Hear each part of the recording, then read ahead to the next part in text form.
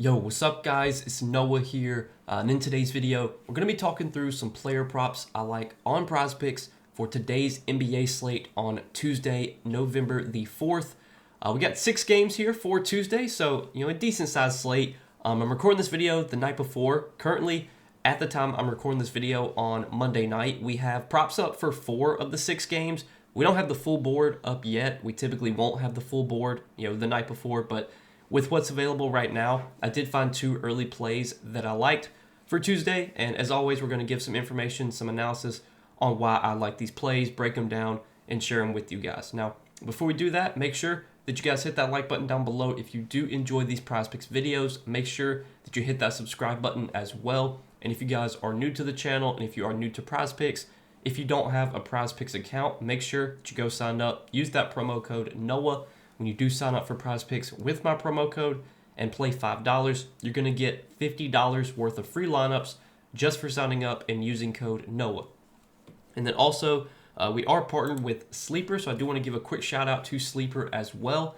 You guys can go download the Sleeper app, use promo code NOAH over there, get your first deposit matched up to $100, and you'll also get a free $20 entry. So if you look to my left here, free $20 entry just for signing up for Sleeper and using code NOAH. And that is no deposit required, so you don't have to put in any money to get that free entry. It's going to be available as soon as you download the app. You can use that free entry, hopefully win some money off that.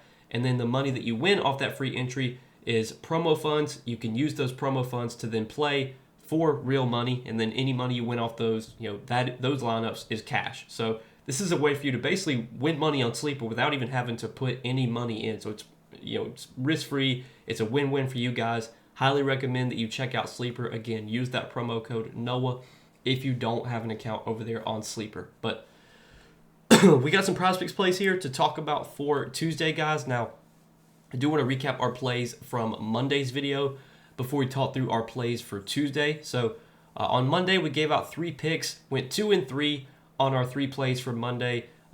Sadly missed on Cooper Flagg over 3.5 assists. Flagg only had 2 assists on Monday night. I want to say he had like 2 assists in the first quarter, I think, or maybe definitely in the first half. He didn't get any assists in the second half. D'Angelo Russell came off the bench, had a huge assist game. He had like 12 or 13 assists.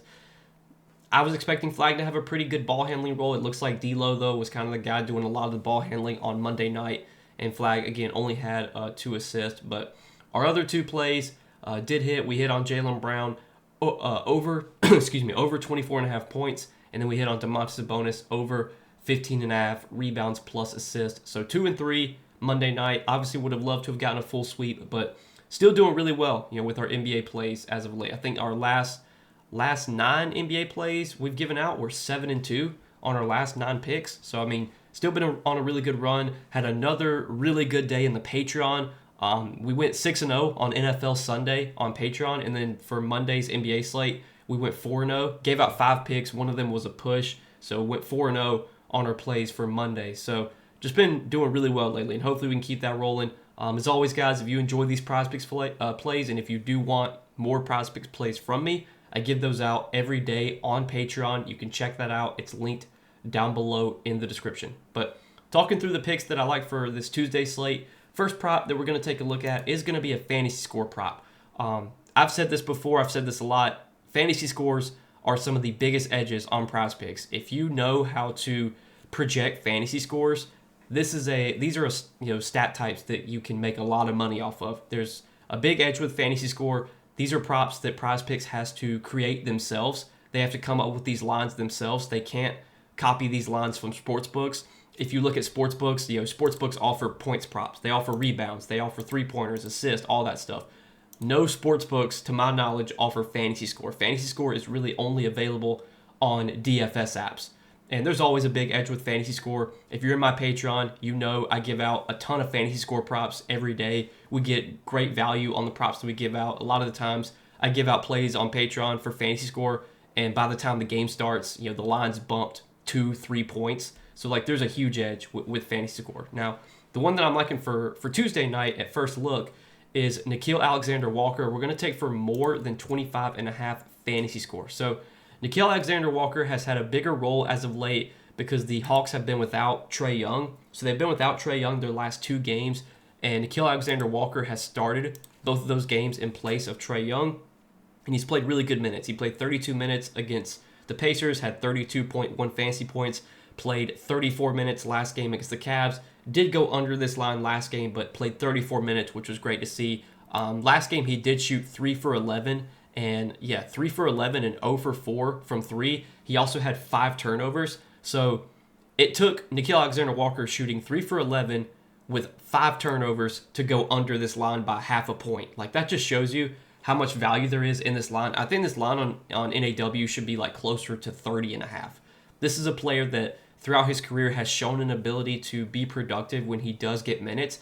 If you look at his fantasy points per minute, just like throughout his career, he's been like a 0.8 to a 0.9 fantasy point per minute player. And so far this season with the Hawks, he's averaging a career high in fantasy points per minute, 0.97.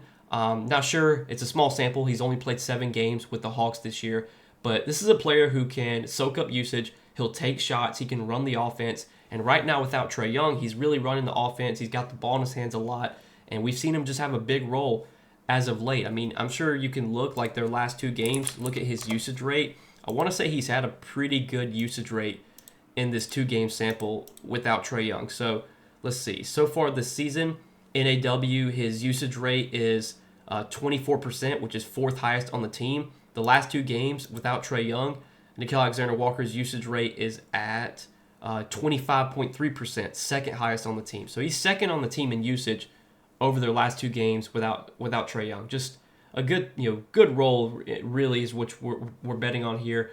Good minutes as well. Matchup against Orlando, I think, is actually pretty good as well. So Orlando, they've historically been a good defensive team. They're good defensively for sure. But if you look at where they have struggled, we have seen guards have a lot of success against Orlando. And so far this season, the Magic, they are giving up the most fantasy points per game to opposing point guards. So I actually think this matchup for NAW is not that bad. Like, I think this is a spot he can definitely have success. Just a low line here on a player who should play over 30 minutes, should average close to a fantasy point per minute when he's on the floor. So that's going to be our first prop for Tuesday night. And then the other prop that I like is on the other side of that game. And we're going to take Desmond Bane for more than 15.5 points. Now, it has been a struggle for Desmond Bane this year. You look at his last few games, he's not been shooting the ball well. I mean, against Chicago, 14 points. Did have a good game against the Sixers, but like his last few games, I mean, 12 points, 9 points, 5 points. Like, really been playing poorly as of late. But I'll like to bet on, positive regression. I think this is a player that we can expect to play better moving forward. Like, Desmond Bane is not going to continue to be as bad as he's been. This is a player that, like, throughout his career, he's been like a guy that's averaged close to 20 points per game. Obviously, playing alongside Paolo Banchero and Franz Wagner, he's not going to have the same type of usage maybe that he would have had, on Memphis. But even on Memphis, he was playing alongside John Morant and Jaren Jackson Jr., 2 higher usage players.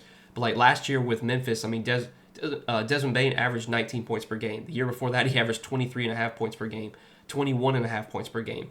He's only averaging 14.6 points per game this season. His season averages have obviously been weighted down because of his last few games. But if we just look at some of these games, it's really just been poor shooting for Desmond Bane. I mean, last game he only took 6 shot attempts, but he also only played 20 minutes. I think that game was like a huge blowout. Yeah, they won that game by 31 points. So Desmond Bane only played 20 minutes against Washington.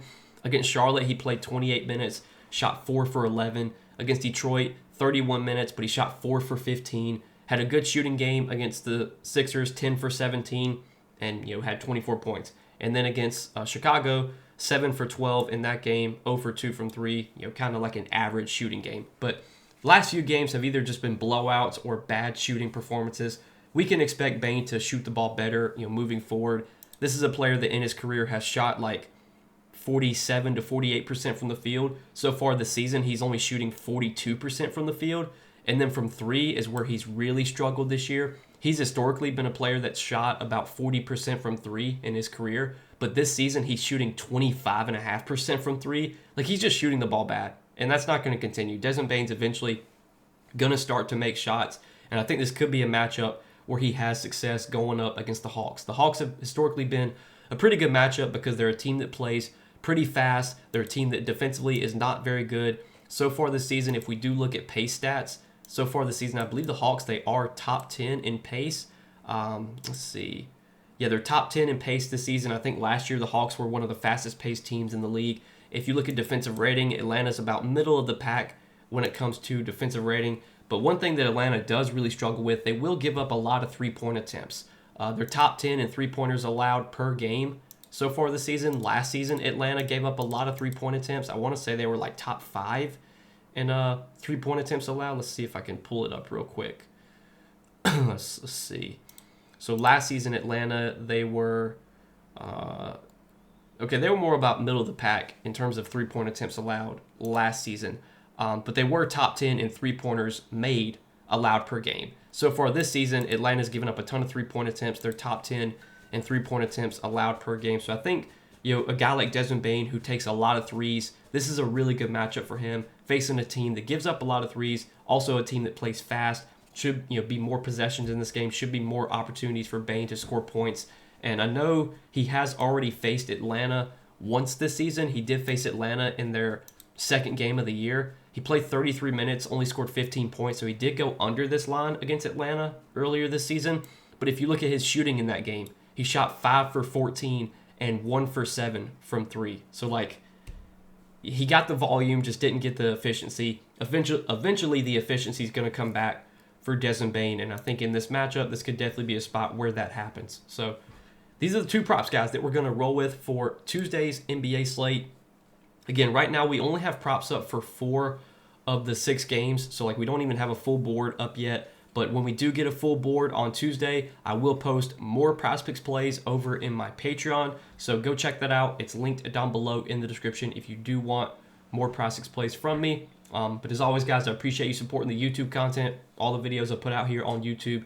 If you guys do enjoy these videos, just make sure that you hit that like button down below, hit that subscribe button as well. And again, if you guys don't have an account over on Prizepicks, sign up, use code NOAH, get those $50 worth of free lineups when you play your first $5 lineup on Prizepicks. But good luck, guys. Let's win some money on this Tuesday slate, and I will see you guys in the next video.